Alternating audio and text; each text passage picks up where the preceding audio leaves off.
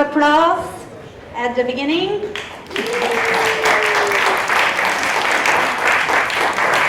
As people are coming. Welcome after lunch. I hope you had a great time and some tasty meals. And I would like to introduce our next speaker. He's a very special person. And first I have a question for you. How often do you meet a worldwide champion? Not so often, right? Our next speaker is a worldwide champion. He's a Saudi Arabian engineer who conquered the global stage, winning the Toastmasters World Champion of Public Speaking after competing against 30,000 of contestants. From battling stuttering to inspiring thousands worldwide, Mohammed's journey empowers dreamers to embrace change and master communication.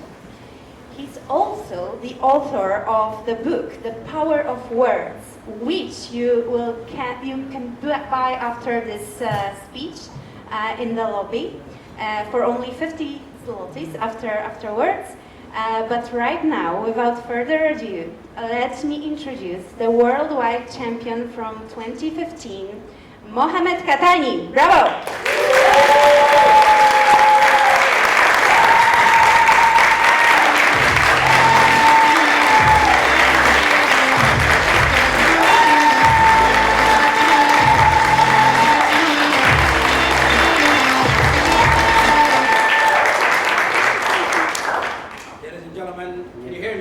No. Okay. No. Hello. Okay.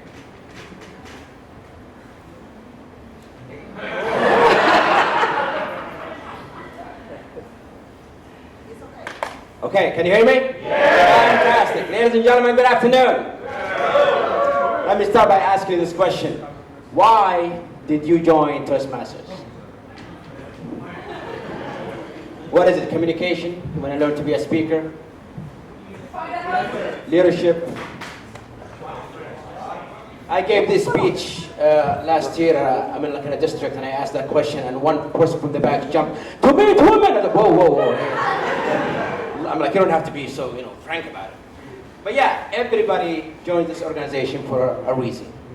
Some of you might have joined to be really good at speaking. Some of you might have joined just to meet new people. Some of you might have joined to learn leadership skills, and so on. That wasn't my case. You see, I grew up with a stutter. I couldn't speak really well. And then one day, a friend of mine, his name is Quahtani, no relations. He told me one day that, Mohammed, why don't you join me? I am a member of a Toastmaster club, and I want you to come and join the club with me. And this club will help you to be a really good speaker, and so on. And when he said that, I said, okay, this guy doesn't know me because I don't like speaking. I stutter when I speak. I try to avoid people. So I said, nah, I don't think this is for me. And he said, Mohammed, I see something in you. Fine, listen. Yeah, fine, I'll come with you. So he takes me to this club. I walk in, I'm sitting in the back. I don't even know what's going on. Speeches are done, and then they're doing something called table topics. And one by one come to the stage. And the table talk master asks them a question, and they're answering the question. And the entire time, I only had one question in my mind. Where is the table?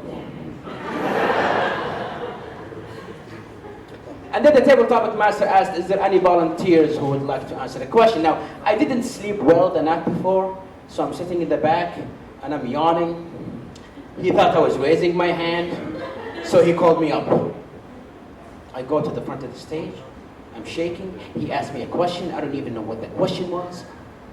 And I spoke, and I'm not making this up, ladies and gentlemen. I spoke for 12 seconds. That's all I could do.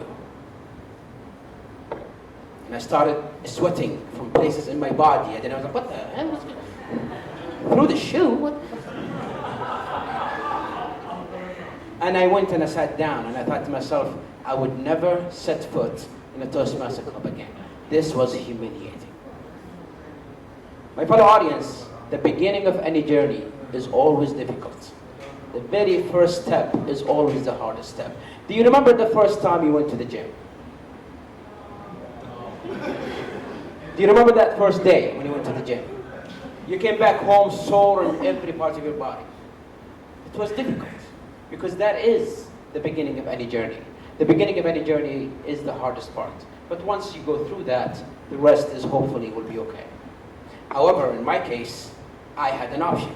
I was humiliated in this Toastmaster club, and I had two options: whether do I quit or do I keep trying? What do you guys think I should do? Always keep trying. Say it louder. What do you guys think I should do? Nope, I decided to quit. But then, my friend Tariq insisted. He said, dude, come with me. I said, I'm not going to humiliate myself again. He literally dragged me to another Toastmaster meeting. And I sat in the back and I made sure that I don't move my arms. But I remember there was a speaker who spoke. And for 5 minutes, everybody in the audience was paying attention. Everybody was dead silent. Everybody was at the edge of the seats. And I thought to myself, I want to be like this one day. I want to be able to speak and people would listen to me. So I joined the club. And when I joined, they assigned me a mentor. His name is Imam bin Malik. Amazing guy. Could you please give him a big round of applause?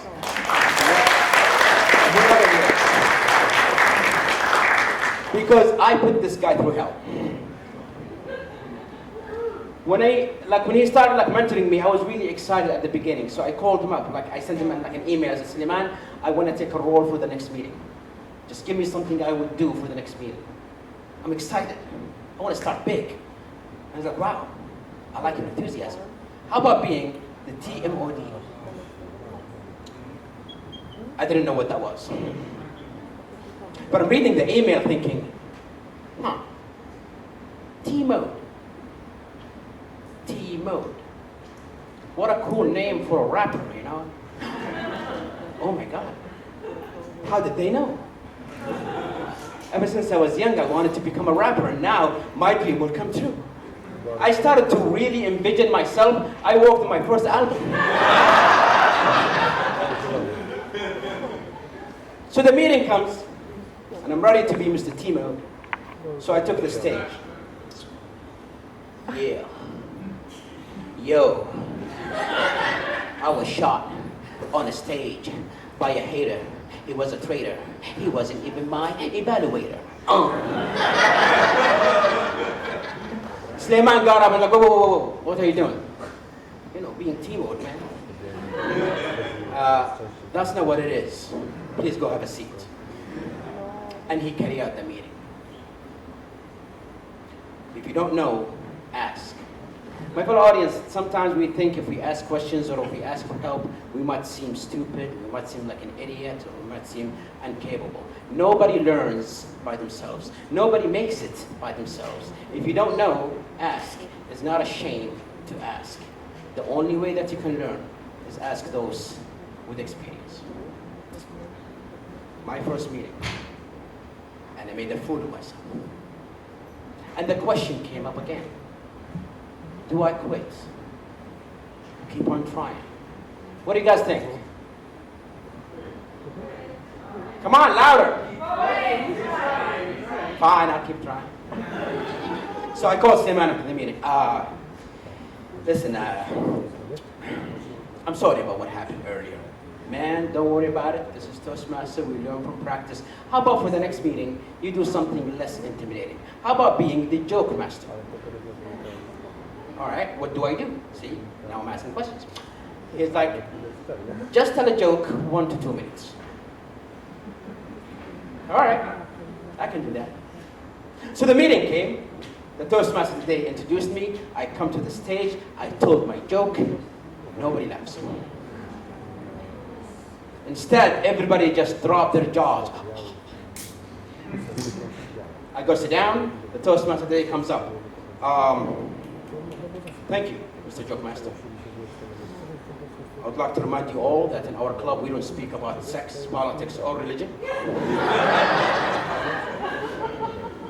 And when you have all the elements in one joke, that's just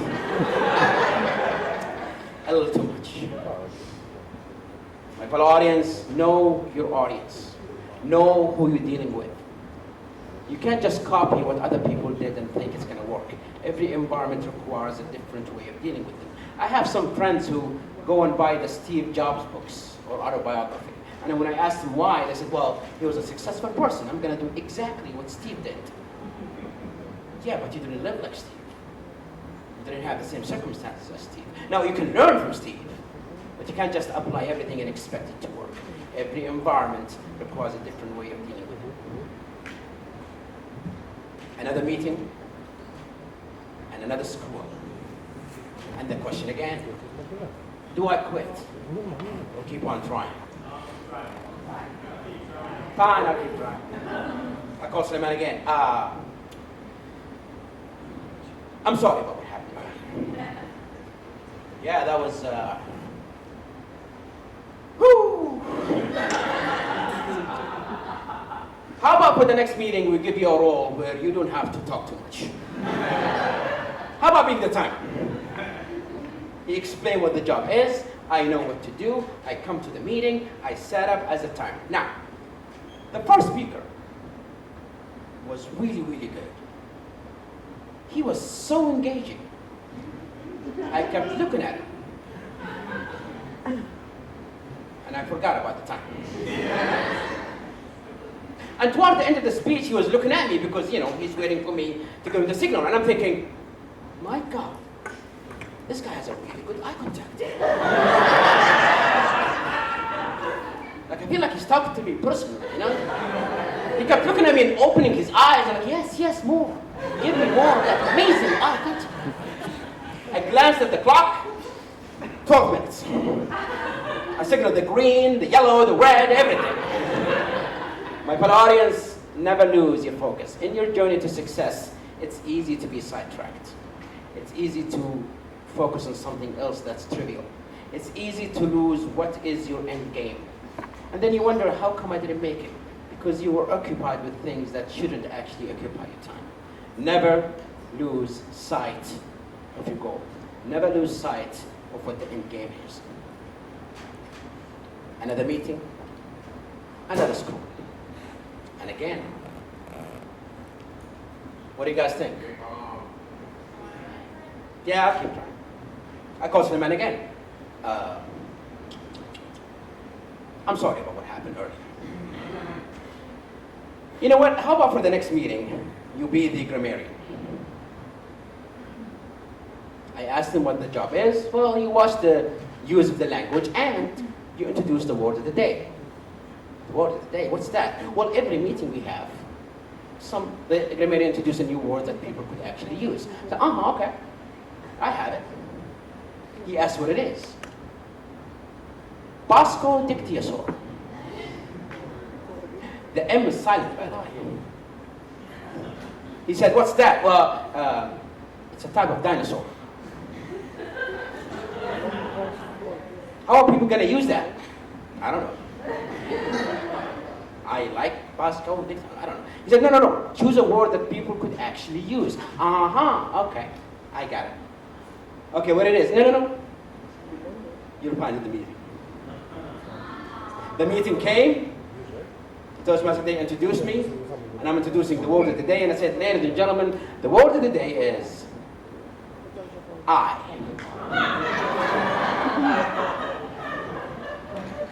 Some examples of how to use a word. Well, first, I means I.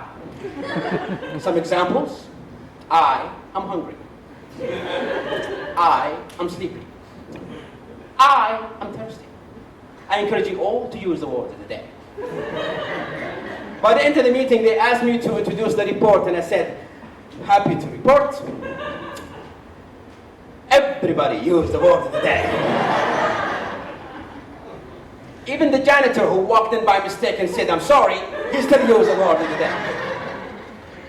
My fellow audience, everything in moderation. Never take it too hard on yourself. but also never take it too easy. You see people sometimes when they go to the gym to lose weight, and the first day they work for like 4 hours or 5 hours, and they work extremely hard, and they don't even last 2 or 3 days because they take it too hard on themselves. On the other hand, some people just go there and walk on the treadmill for 10 minutes every day, and then wonder, how come I'm not losing weight? Of course you're not losing weight, because you're taking it too easy on yourself. Always find a way in the middle. Don't overstress yourself, but also don't take the journey too easy. Another meeting, and another school. And again. Say yes. Fine, I'll keep trying, just for you. I call Suleiman again. Sorry about what happened earlier. Listen. For the next meeting, your job is the vote counter. Your only job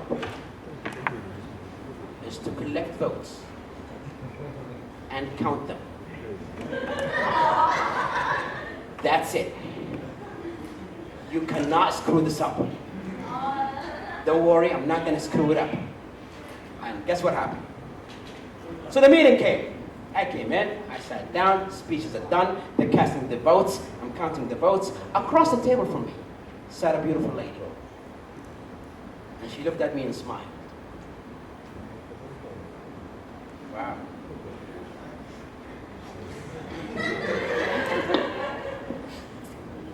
I guess she wants to win the votes. One vote for me is not going to hurt you. Throughout the meeting, every time I look at her, she smiles again. Oh, come on. She just doesn't stop, does she? Another vote is not going to hurt. By the end of the meeting, she won all the votes. The Toastmasters today asked me to announce the winners, and I said the best speaker is Jane. And the Toastmasters today said, Jane didn't give a speech today. What the hell? My fellow audience, realize your weakness. And everybody has them. And once you know what your weakness is, you can ask for help.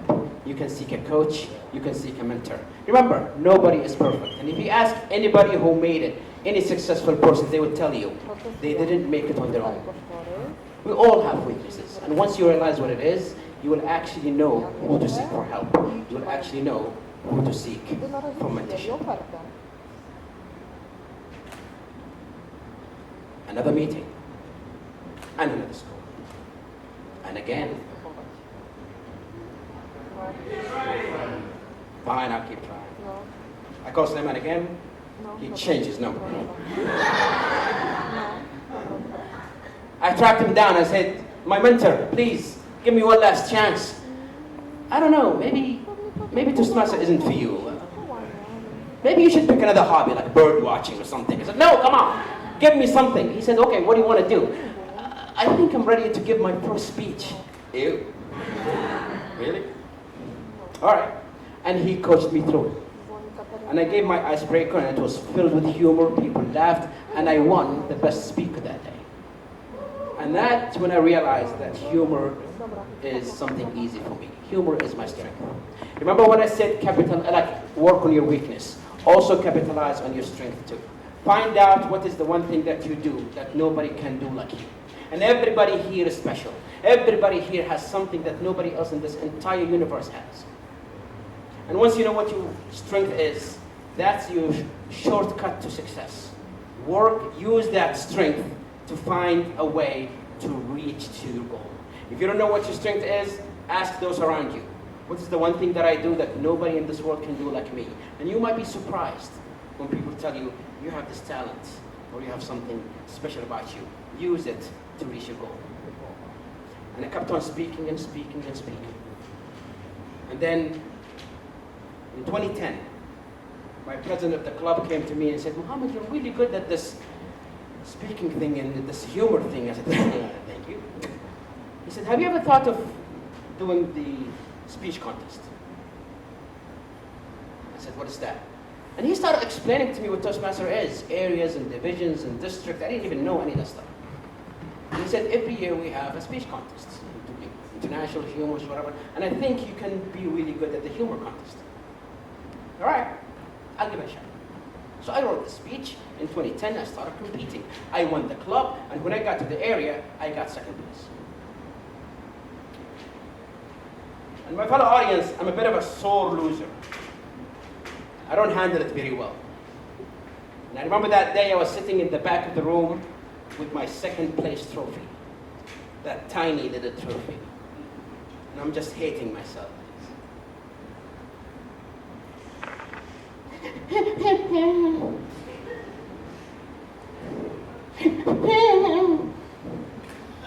And the president of my club, Mr. Mohammed Hussein, came to me that day and said, Mohammed, you did a really good job. Everybody loved your speech. I said, yeah, go to hell. He said, what's wrong? I said, I got second place. So, dude, it's second place. Look at this.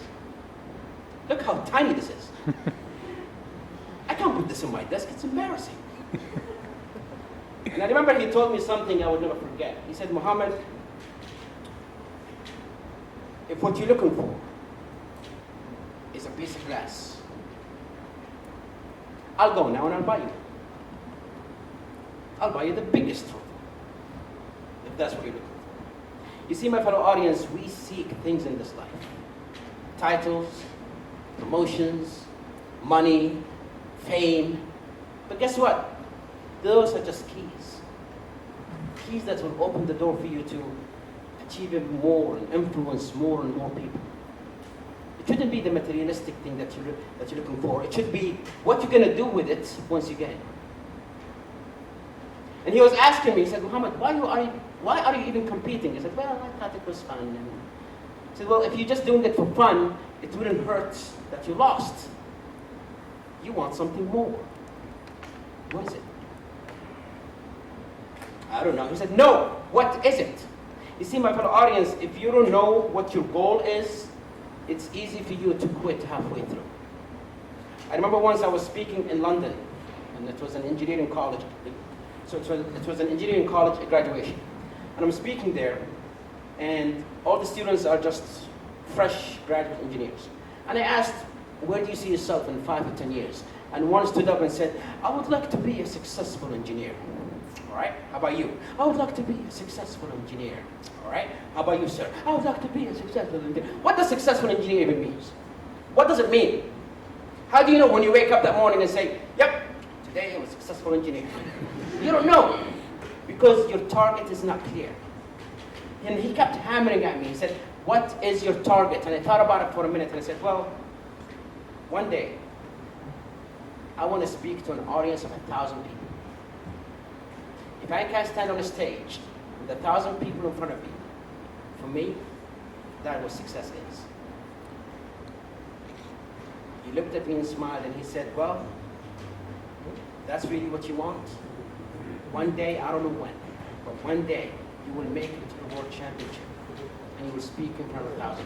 And then he gave me a piece of paper and a pen. I'm not making this up, right? This is 2010.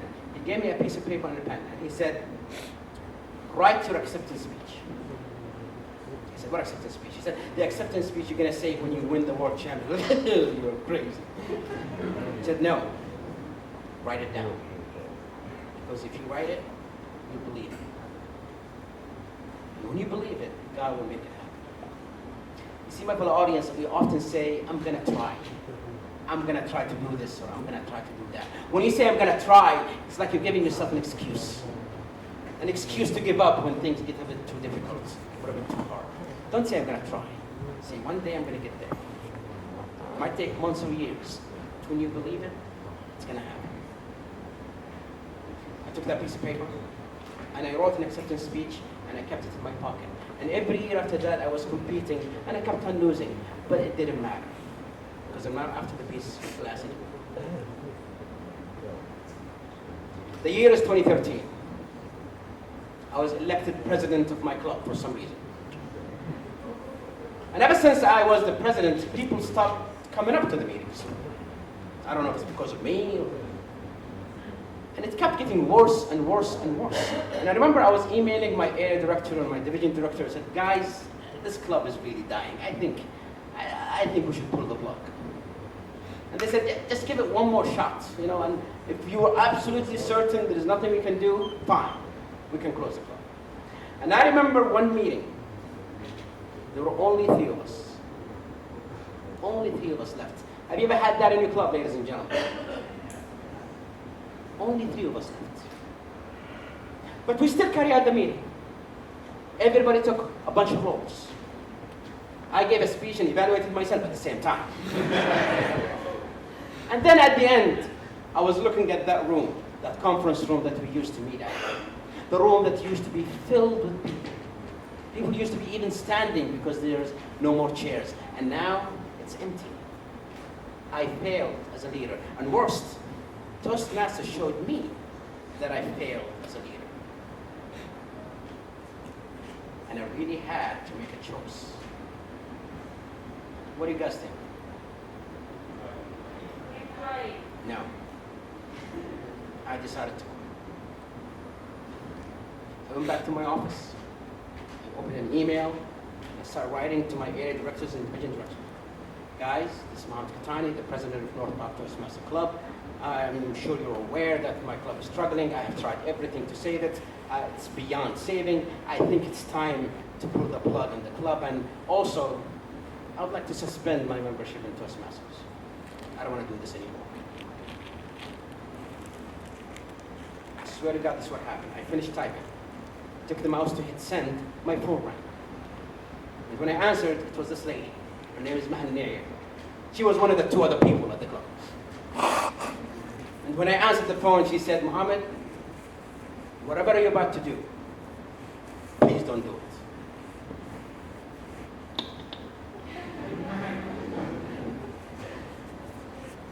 "Are you here?" She said, "No. I saw a look in your eyes. And I felt you're about to do something. Whatever it is, please don't do it." I said, "Maha, you saw the meeting today. There's only 3 of us left. That's it. We're done." She said, "Do you think this is the worst that could happen to us?" I said, "Well, I don't think it's going to get any worse than this." She said, "Remember when you hit rock bottom? The only way is up. If this is the worst that you think is going to happen to us, that means it's only going to get better from here. Please don't do it." I deleted the email, picked up the phone, and started calling every single member. "Please, would you please come to the next meeting? I'll buy donuts, please. Just please come." And the next meeting we got 10, and then we got 20, and then the club grew so big that we had to split it into 2 clubs. Out of that club came 6 district champions and 6 district directors and 1 world champion. But I always ask myself, what would have happened if I didn't get that phone call? What would have happened if I sent that email? I probably won't be standing here in front of you today. The year is 2014. I decided to do the international speech contest. So I go to YouTube and I watch the previous world champions, Daniel LaCroix, Mark Brown, Jim Keane, and I'm learning from each one of them. I'm learning the techniques, I'm learning the styles, and with all the knowledge I had, I started writing a script, and I wrote the perfect speech.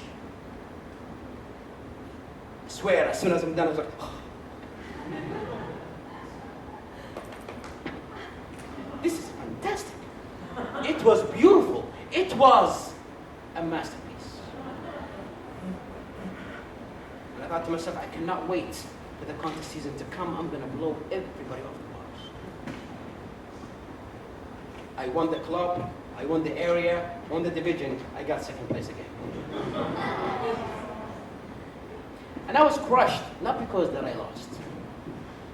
I was crushed because this is my best work. A friend of mine, his name is Najid, came to me and he said, "Mohammed, you did a really good speech." I said, "Najid, that's it, I'm done. This is my best work. And my best work is still not good enough. Then maybe I'm in the wrong place. If my best work is still not good enough, then probably I should really quit now." I Have you ever felt that way, ladies and gentlemen? You do something and you do it so well, and no matter how good it is, you think you still don't make it. He said to me, if you really believe this is the best thing that you could do, it means you have no motive to do anything more. And then he said, always tell yourself, your best is yet to come. No matter how good of a thing that you do, no matter how good of a job that you do, always tell yourself, I can do better. I don't know when, but I can do better. People often, they come to me and say, Mohammed Quahtani, the power of words is a really good speech. And I always say, wait for it. I'm cooking something. I don't know when, but always tell yourself, your best is yet to come. Because that's what will make you go even more and more and more. 2015, I competed in the humorous and the international. The humorous, I won the districts. The international speech contest, I came in second place. But it was good. It was a good year, you know. It was my first time ever making it to the district.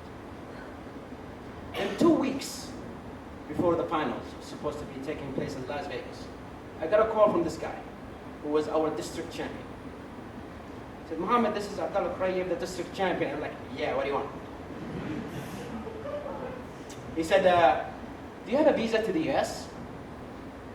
Yeah, why? Well, my dad is a bit sick and, yeah. And since I'm the oldest child, I think I should be by his side. Okay. So, since you're second place, I'm gonna drop out and you take my spot. I only have 2 weeks. I have to come up with 2 speeches. I'm not ready. And I'm not gonna go there and make a fool of myself. So I told him, can you give me time to think about it? He said, we don't have time. TMI, they need a response within 24 hours. I said, all right, within 24 hours, I'll give you my response. It happens that on the same day was the meeting of my club. So I'm going to the club and I'm sitting in the back and I'm not even paying attention. I'm thinking about that phone call.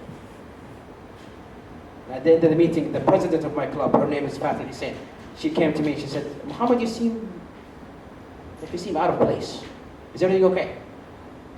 And I told her about the call, and now the first place dropped out, and now they want me to go, but I'm not ready, and I'm not gonna go there and make a fool of myself. I think I'm gonna drop out too.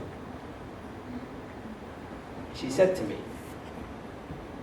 in life, some chances will come only once. And if you let it slip away, that chance may not come back again. And ladies and gentlemen, this will happen to you too. In your life, you will have a really big chance that will come only once. And when it comes, you might think, well, I'm not ready. I don't have it in me. I don't know if I can do it. But guess what? Say yes. We can figure out a way to do it later. But first say yes. Don't let it slip away.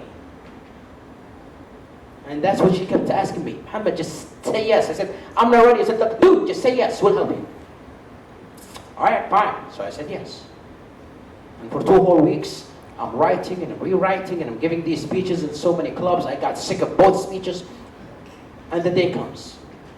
And I go to the convention in Las Vegas. Thousands and thousands of people. I do this, I'm in the semifinals group number 3. And I give my speech and I won. Which is completely shocking to me. Because again, I went there thinking I'm going to get my butt kicked and then I'm going to go home. But now I'm in the finals. Oh my God.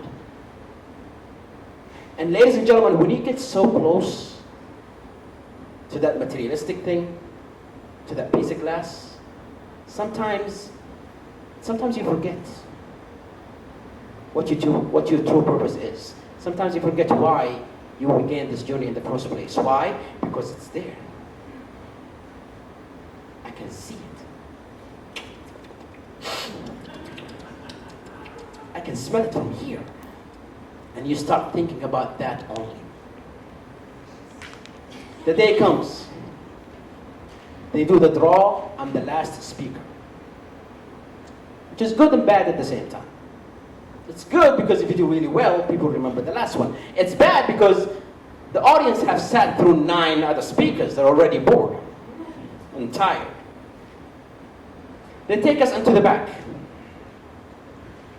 So they take us into the back, into this room with a round table, and there's a big, giant screen TV where you get to see whoever's on stage. And us 10 panelists, we sat at that table, and everybody thinking, I wish you good luck.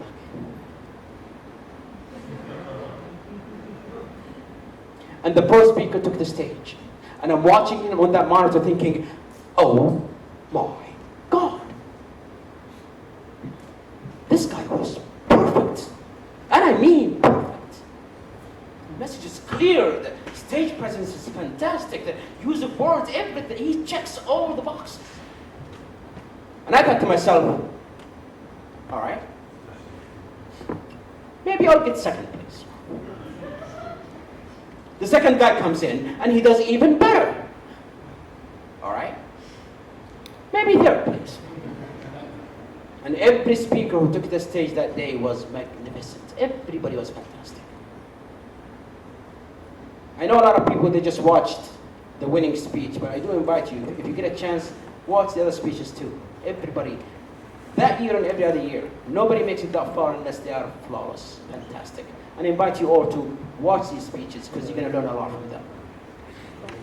And I remember sitting in the back room thinking to myself, you know what? There is no way in hell you're going to win. So let's take a step back and ask ourselves, why are you here in the first place?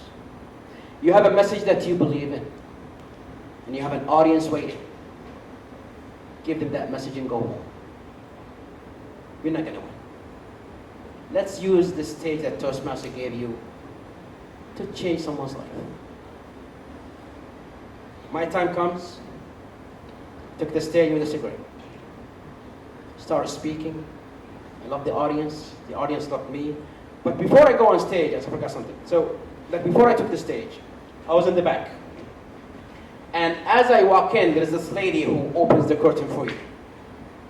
And I'm standing there and I asked, by the way, how many people in the audience today?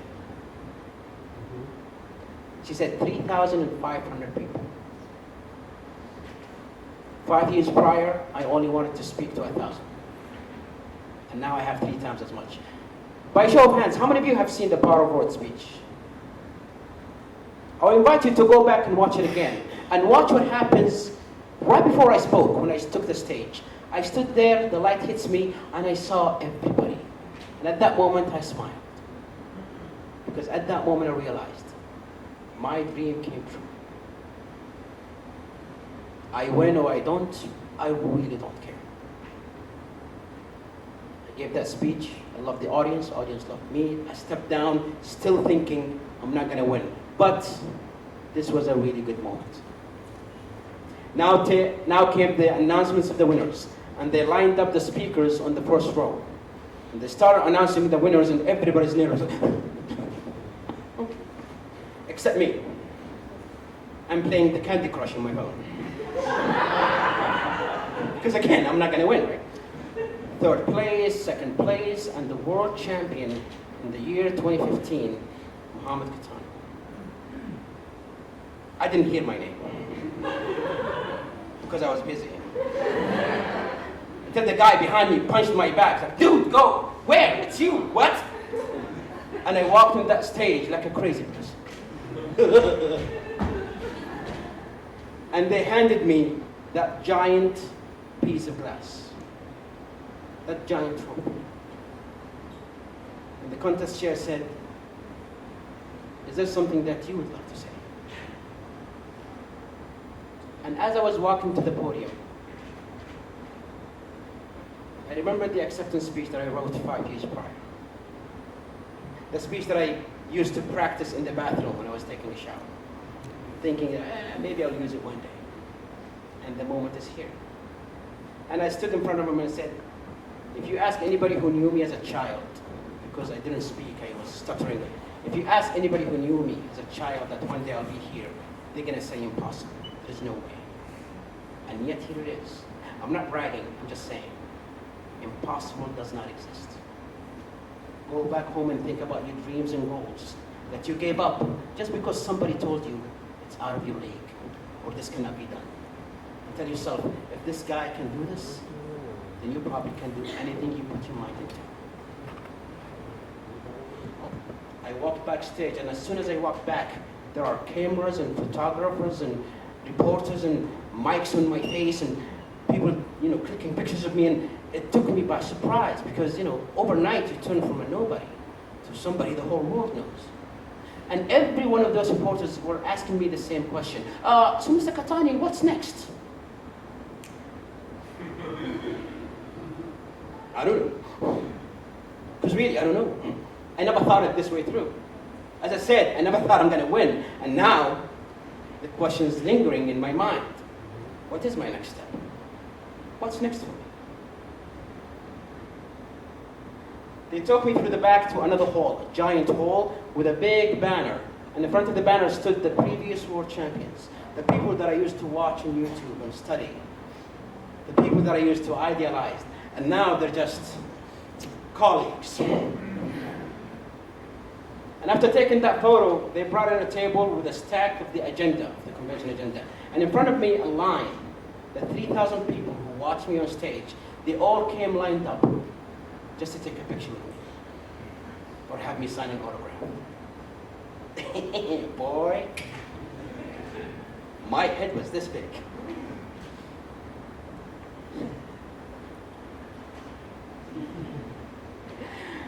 And I was taken, I started thinking about the fame, the money, everything that comes with it.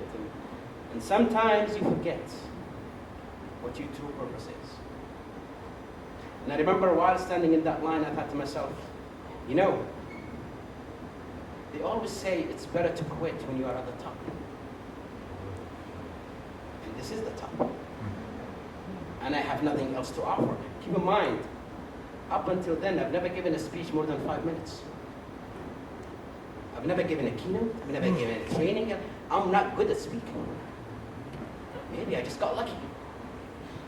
So since this is the top, maybe, just maybe, this is the time to quit.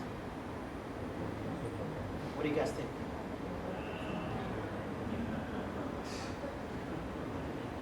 I honestly thought this is it. I'm done. At least I made it this far. But while I was in this line taking photos and signing autographs, I've been in the line for about an hour. And I remember a lady came to me. And when she approached, I can see she had tears in her eyes. When she came close, she held my hand. She said, "Son, I don't want a photo.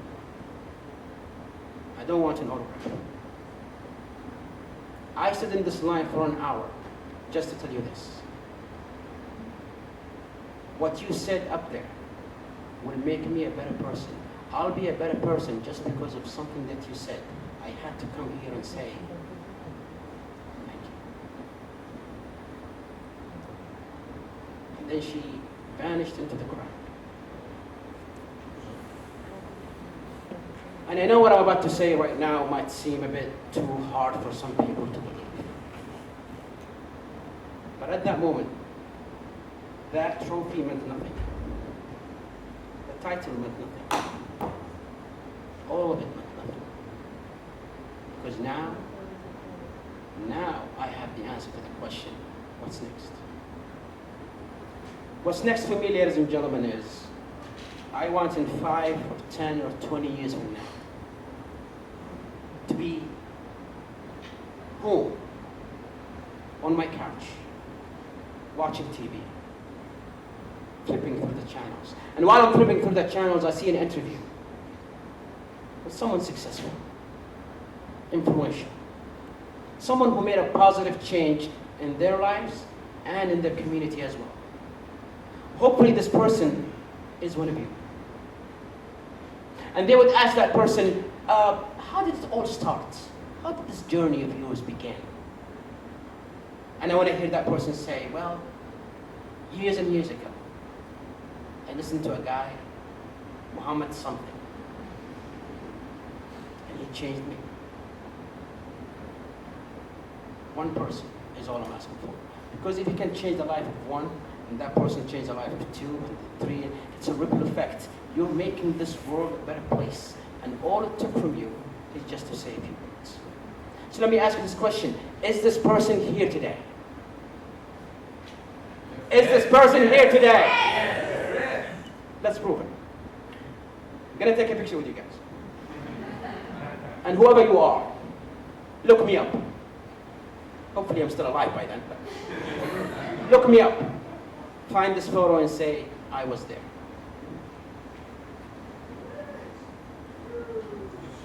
Thank you.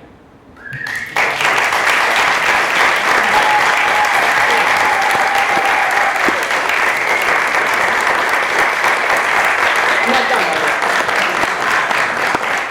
Okay, just give me 2 minutes. So, my fellow audience, let me ask you this question. Again, why did you join this organization? For some of you, you might have joined this organization to be a better speaker. And you learn the tricks and traits of how to speak. And now you're taking the stage and you're speaking and you get that piece of paper that says you passed your presentation mastery path or whatever, and you hang it on your wall, and then you leave this organization. I've seen it. It's sad, but it happens. And some of you might have joined an organization to be better leaders. You get that piece of paper in the mail that says you're a good leader, you show it to your boss is impressed, and now you're getting promotions, and you're advancing in your career, and then one day, you leave this organization. I've seen it happen. It's sad. And some of you might have joined this organization to meet new people, to mingle. I know people who got married from Toastmasters. And then after a while, you leave. I've seen it happen. And it's sad. Some people might have joined just to win a piece of glass, a trophy, a division champion, a district champion, a world champion, whatever. And then once you get that piece of glass, you leave. I've seen it happen. And it's sad. You know, I get people sometimes who ask me, Quahtani, you're an inspiration to the world or whatever. And I'm like, inspiration? Why? All I did was give a 7-minute speech, and 12 judges kind of thought it was the best one. That's all I did. Anybody here who was a distinguished Toastmaster? If you're a DTM, please stand up. If you're a DTM, please stand up. My fellow audience, do you know what a DTM means? Huh? DTM means Distinguished Toastmasters. It means you've done everything speaking-wise, and you've done everything leadership-wise. You've done it all. Go home. While you're here, go home. But I tell you what, ladies and gentlemen, I tell you why those people don't go home. Because those people don't think about what's in it for me, but they rather think what's in it for us. They've been in Toastmasters long enough, they got everything, but they want to stick around to make sure that somebody else gets the benefits. Sometimes they get called names. Sometimes they do the job and they're not even getting paid for it, but they still do it because why? They care about everybody else. If you're looking for an inspiration, the inspiration is not the speaker on the stage. The inspiration is standing right there. Let's give him a big round of applause, everybody.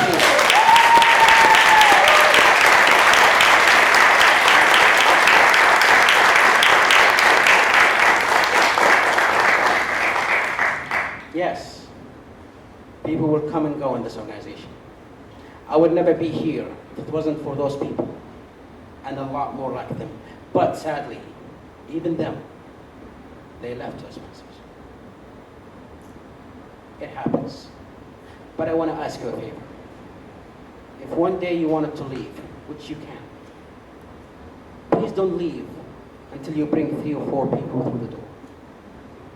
You got the benefits from this, let someone else get it too. Because my fellow audience, at the end of the day, we're all going to die one day. We are all going to leave this earth. Ask yourself, did you leave it a better place just because simply being here? And if the answer is no, then I'm sorry, you're just a statistic, you're just a number.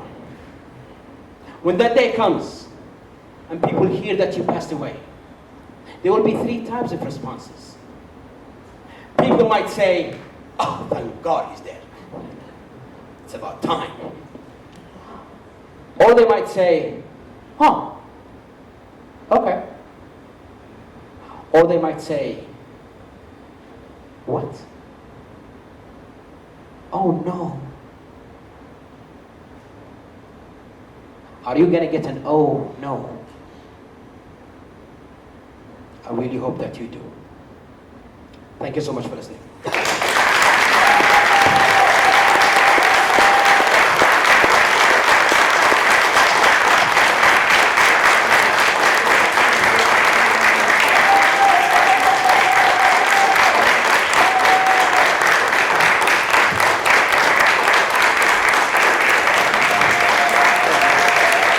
Big round of applause.